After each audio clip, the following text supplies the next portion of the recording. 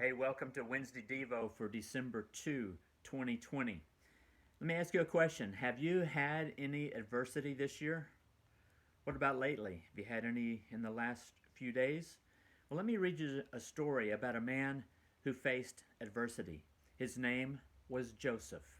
Matthew 1:18 says, "This is how Jesus the Messiah was born.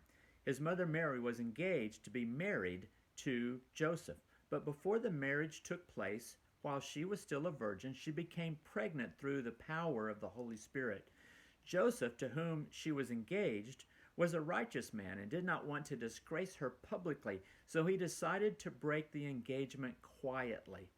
As he considered this, an angel of the Lord appeared to him in a dream. 'Joseph, son of David,' the angel said, 'do not be afraid to take Mary as your wife, for the child within her was conceived by the Holy Spirit.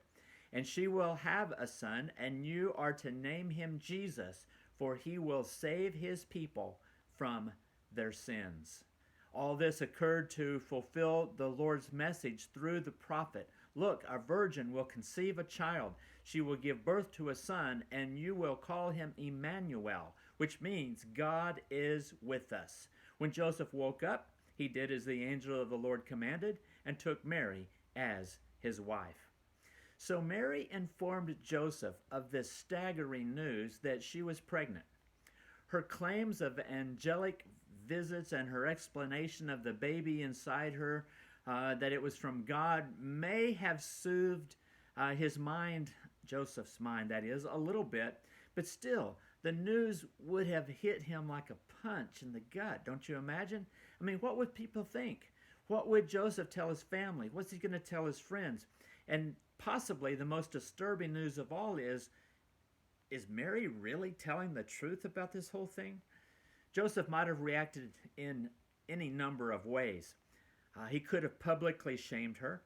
He could have demanded that she be stoned as an adulteress. He could have disappeared into the night. But instead, Joseph tried to find a solution that would please God and spare Mary any sort of public ridicule.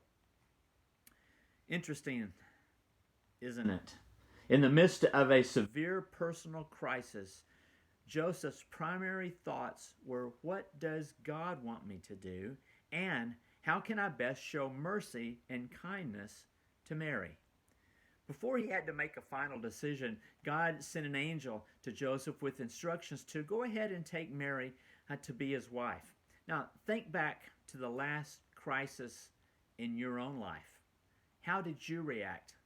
If a writer were to summarize your summary in a sentence or two, like Matthew summarized Joseph's response in Matthew 1:19, how would your assessment read? What did you do? Or what would you do? Did you do what God pleased? Did you react in a way that showed mercy and kindness to all the parties involved? If you did, great. That's good. You did good. Now do it again, the next time, and the next time, and the next time. But if you didn't, if you struggled a little bit, and even a lot, ask God to help you to become the kind of person that responds righteously to life's tough situations. Joseph was an ordinary man, just like you and me, but he was righteous. In other words, he was in the habit of doing the right thing even when it was hard. If you remember anything else from Joseph and his story and what he teaches us, remember that adversity reveals much about our spiritual character. You have a great day. This is Tim Greenawalt, pastor, Rockwall Free Methodist Church.